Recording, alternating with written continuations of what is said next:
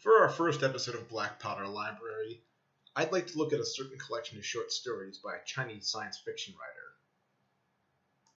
Cixin Liu is much more famous for his Remembrance of Earth's Past trilogy, consisting of Three-Body Problem, Dark Forest, and Death's End.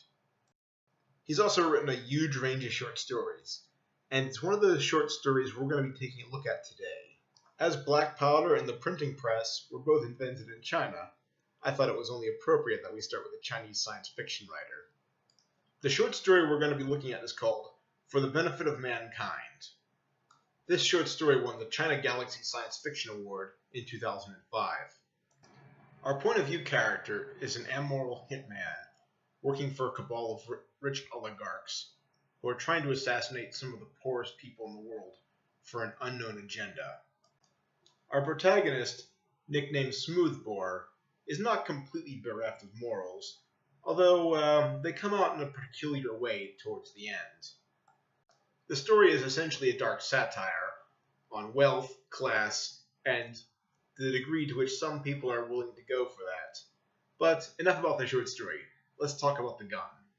Smoothbore gets his name from his weapon of choice, a homemade revolver without rifling in the barrel, which he's nicknamed Snubnose. It's a very apt name for a short revolver, especially like the ones that were used in classic noir and detective stories in the 20th century. The weapon is described as inelegant but well-made. Desirable characteristics for an assassin looking for an untraceable, homemade gun. The weapon is designed to use 7.62mm rounds, specifically ones called Big Black Star bullets. These actually refer to a very, very specific cartridge, though one that's more obscure in Western countries. The 7.62mm round was first used in the Soviet Tokarev T-33 pistol, which served until the 50s.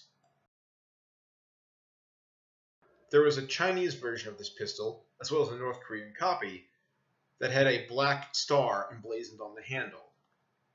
Because of its relatively low cost, ease of manufacture, and compact profile, these were smuggled all across the black markets of Asia. If you ever see any Hong Kong action films or some of the old Yakuza movies, you'll probably see this weapon being used by gangsters. Interesting side note, the protagonist of the Japanese RPG Persona 5 uses an airsoft version of the Tokarev as his initial sidearm. The selection of that weapon in particular really shows the designers knew what they were looking for when they wanted to give him the vibe of a thief.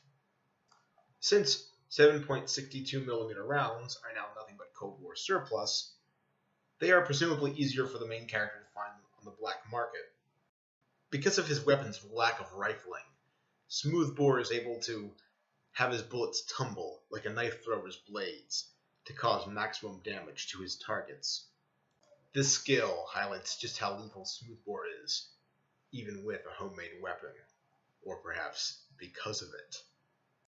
While I don't think this short story is Cixin Liu's best, it does highlight a few things about him as a writer. Liu's background as an engineer and a writer who does his homework definitely comes through here.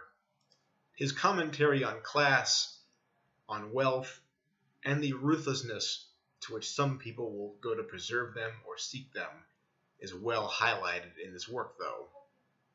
While Three-Body Problem and Remembrance of Earth's Past does get the lion's share of attention, and rightly so, these short stories are sadly overshadowed by that.